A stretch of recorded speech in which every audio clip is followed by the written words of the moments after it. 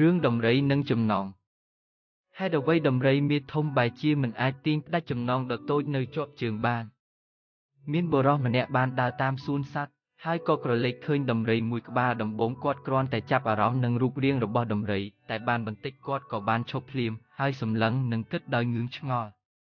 គាត់ឆ្ងល់ត្រង់ថាដំរីនោះមានមាឌធំណាស់តែវាមិនអាចធ្វើដំណើរទៅណារួចដោយសារជាប់នឹងខ្សែចំណងដ៏តូចមួយវាមិនមែនកំពុងជាប់ច្រវាក់ដែកឬក្នុងទ្រុងដែកនោះឡើយជាការពិតណាស់បើសិនដំរីនោះចង់គេចចេញទៅទីណាផ្សេងវាអាចផ្ដាច់ចំណងខ្សែពួរនោះយ៉ាងងាយគ្រប់ពេលវេលាដែលវាចង់ចុះតើមានហេតុផលអ្វីដែលដំរីមិនអាចផ្ដាច់ចំណងខ្សែពួរនោះបានឬក៏វាមិនចង់ដើរទៅណាភ្លាមនោះដែរគាត់ក៏បានឃើញគ្រូម៉ដំរីមានអ្នកនៅក្បែរនោះហើយក៏ឆ្លៀតសួរថាលោកគ្រូម៉ខ្ញុំសូមសួរដូចឆោតហេតុអ្វីបានជាដំរីមាឌធំមួយក្បាលនេះមិនផ្ដាច់ខ្សែពួររត់គេចវាសុខចិត្តនៅជាប់ចំណងធ្វើអ្វីគ្រូម៉ញញឹមហើយបានតបទៅវិញភ្លាមថាអ្នកកំឡុះសួរបានល្អតាមពិតទៅមិនមែនថាដំរីនេះវាចង់ជាប់ចំណងឡើយសត្វវាក៏ចង់មានសេរីភាពដែររឿងគឺវាអញ្ចេះនៅពេលដែលដំរីមួយក្បាលនេះនៅតូចខ្ញុំបានយកចំណងខ្សែពួរតូចនេះមកចងជើងវាកាលវានៅតូចវាព្យាយាមផ្ដាច់ខ្សែពួរនេះដែរតែដោយសារកម្លាំងនៅខ្សោយវាមិនអាចផ្ដាច់បាន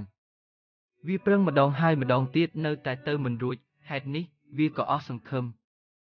វាក៏ចាប់ផ្ដើមគិតនិងជឿថាខ្លួនវាគ្មានថ្ងៃអាចរើរួចផ្ដាច់ចំណងខ្សែពួរតូចនេះបានទេវាគិតអញ្ចឹងតាំងពីក្មេងហេតុនេះទោះពេលវាធំឡើងមានមាឌធំមានកម្លាំងខ្លាំងជាងមុនរាប់រយដងអាចកាត់ផ្ដាច់ចំណងនេះយ៉ាងស្រួលក៏វាមិនដែលសាកល្បងខំផ្ដាច់ទៀតដែរ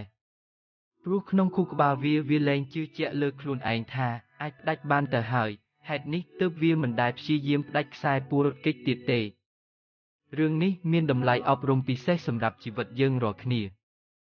នរណាក៏ធ្លាប់បរាជ័យនឹងរឿងអ្វីមួយដល់ថ្នាក់បាត់បង់ជំនឿចិត្តលើខ្លួនទាំងស្រុងលែងហ៊ានសាកល្បងព្យាយាមម្ដងទៀតបើទោះបីជាខ្លួនមានសមត្ថភាពខ្លាំងជាងមុនក៏ដោយនេះព្រោះតែគេបណ្ដោយឲ្យបរាជ័យភាពភ័យខ្លាចភាពបាក់ស្បាតនិងភាពគ្មានជំនឿចិត្តដឹកមុខ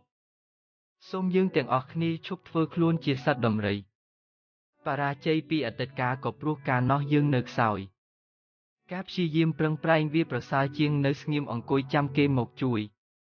ដោយសត្វដំរីអញ្ចឹងដែរគ្មានថ្ងៃដែលគេមកកាត់ផ្ដាច់ចំណងរបស់វាទេបើវាមិនផ្ដាច់ខ្លួនឯង